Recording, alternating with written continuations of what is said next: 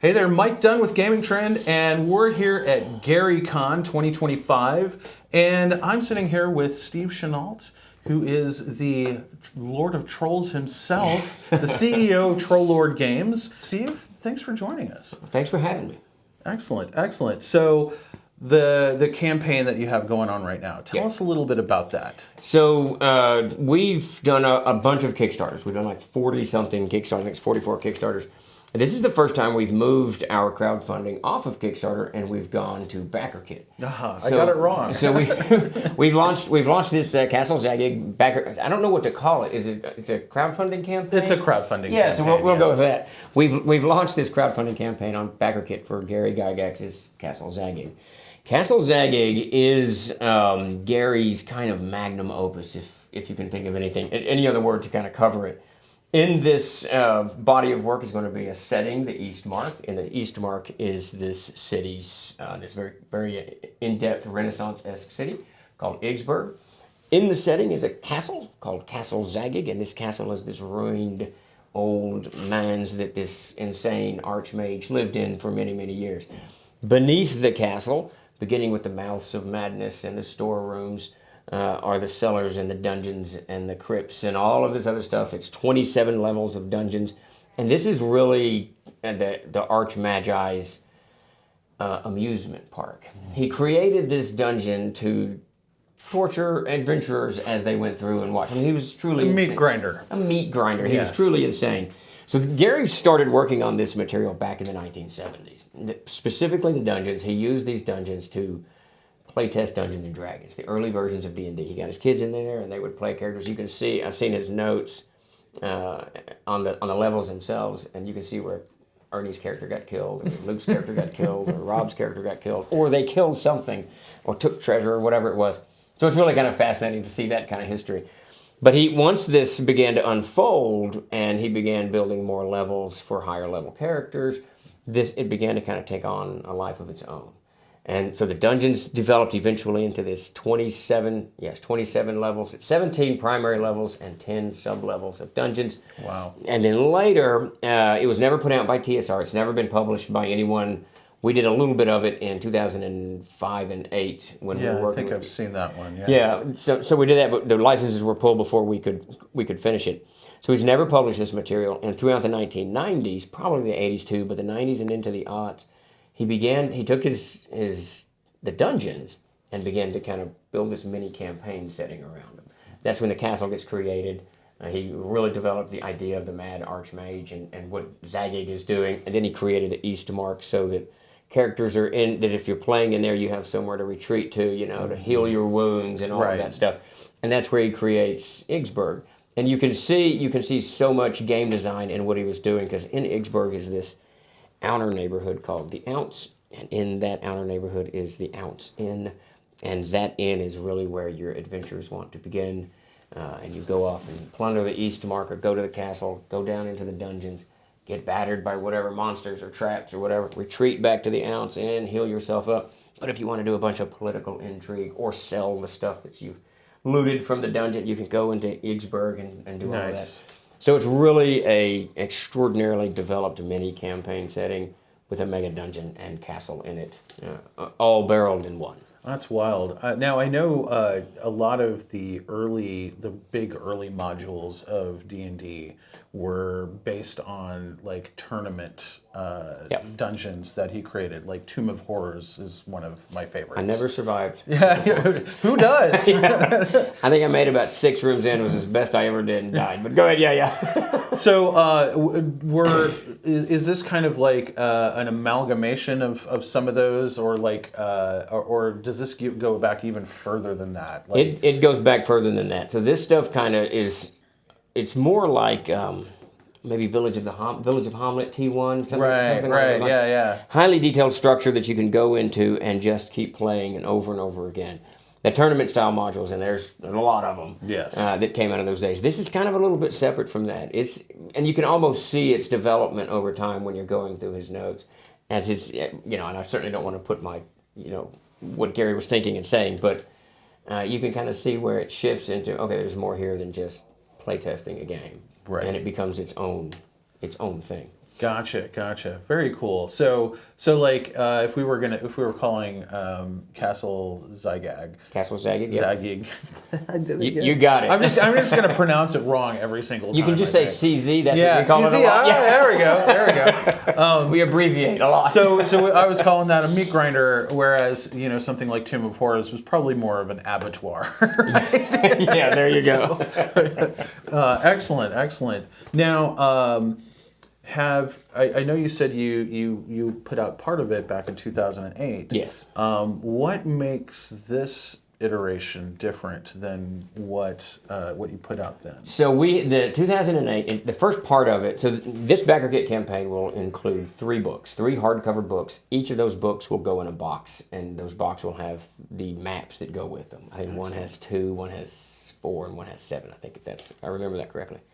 When we did this before, we did Yigsburg, the Seat of Yigsburg, which was going to be a 7-volume set to cover the whole thing from beginning to end. We did Yigsburg, got that published, and then he had working with Jeff Talanian. He had finished Upper Works, which was the Castle, the Mouths of Madness, and the first level of the dungeons. And the Eastmark Folio came out somewhere in the middle of that. But we did a box set for that because there's so many maps with it and so many handouts and so much stuff that came with it that we did a box set. But the licenses, Gary, we were in the process of producing the Upper Works box set when Gary passed away. A few months later, the licenses were pulled, and we didn't get to finish all of it, but we were allowed to finish up what we were working on, which allowed us to get through the first level.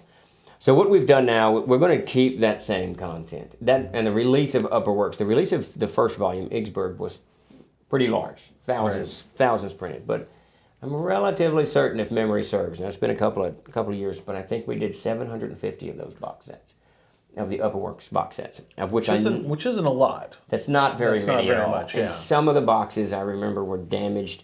I think about 26 were damaged. So once you start shaking it out, my guess is around 680 to 690 actually made it out and into wherever, which is not. That's as you pointed out, that's not very many. Right. So it had such a limited release. So what we're going to do, and it's very good content, and it's content that Gary was directly working with. Mm-hmm.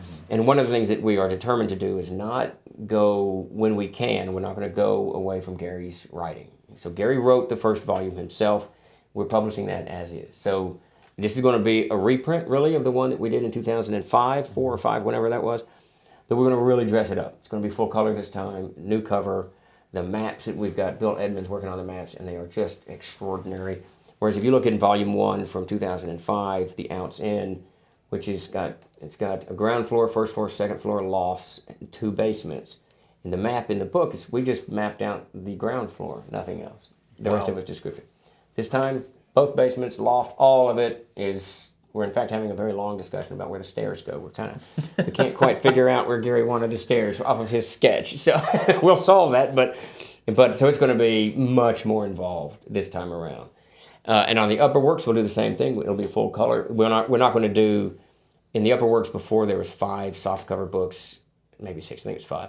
But now we're doing it all in a hardcover book. 1 solid hardcover book.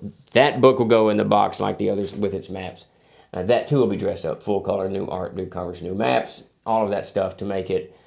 The maps today really need to bleed over into VTT platforms, so that people can want to play that direction. So we're working hard to make sure that happens.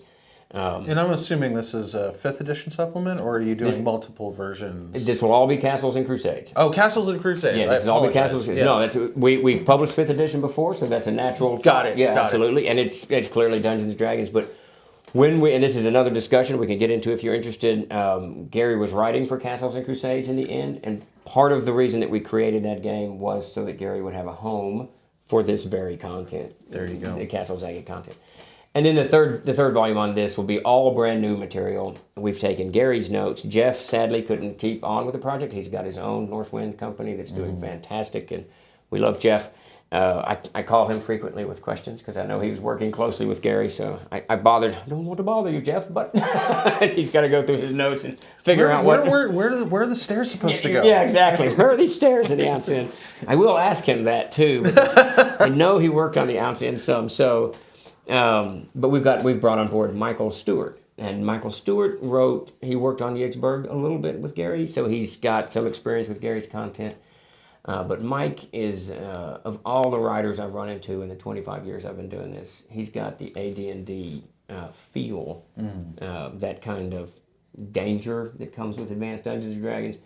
He's got that feel the most. And Gary, when we were creating Castles and Crusades, that was part of his thing. He wanted it to have, not to be like AD&D, but have the spirit of AD&D. And Mike's got that down packed. He's written quite a few adventures for Troll Lord, for Castles and Crusades, and they're like Tomb of Horrors. They're tough. They are not easy to get through. Fantastic.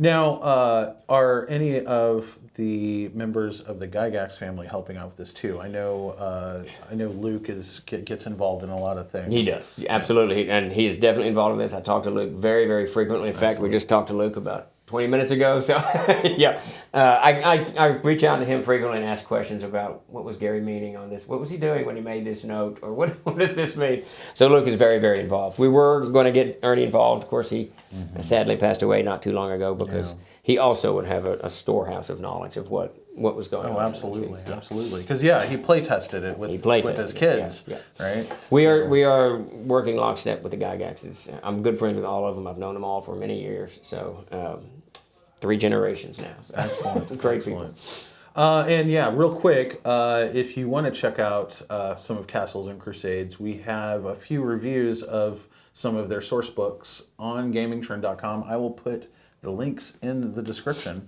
But definitely check out Castle CZ. Castle Zagyg, yes. Check out CZ. Now, this sounds like a huge thing. How are you doing the tiers on that in terms of? So weeks leading up to the launch of this campaign, on all of our Twitch streams, I tried to let people know that there's going to be a price shock. Yeah. Be prepared. This isn't an adventure of 150 pages. This backer kit campaign is roughly 750 pages of full color content with 14 oversized maps. Color, of course, with boxes to contain all of this stuff. Right. So it's a lot of material. Yeah. The first tier, we've got a PDF tier, and then we've got kind of a bare knuckles tier. There's a lot of people like myself who don't use PDFs, so we always put in just a bare knuckles, and that's you get the books, no stretch rewards. Really, it's just you get the meat, you move on. Yeah. That's kind of built for me. That's kind of how I do things. But the real tier is at $230, where you're getting all of the PDFs for all 3 books. You're getting all of the map PDFs. These will be layered PDFs. You're going to get all 3 books, all the boxes, and all the stretch rewards. And we've already got a nice little bevy of stretch rewards from new maps, more illustrations. We've added doubled maps for this. We had a stretch reward so in box 1, there's 2 maps. We're going to give you 2 copies of each map. That way you can have one for collectors if you want to do that, or you can give one to your players and you use one, or however you want to do that. We've added a village of Garham is in there, which was a kind of a huge point of adventure for Gary himself. So there's a lot of stuff that will be coming. And then after the 230 is a 450. Now the 450 is the same thing as the 230, but you get leathers with your name stenciled on the front of it. Nice. It's going to be very, very nice. And then we've got a retailer level in there too that's for retailers only. Then if you want to get these things for your shop, you can dive on.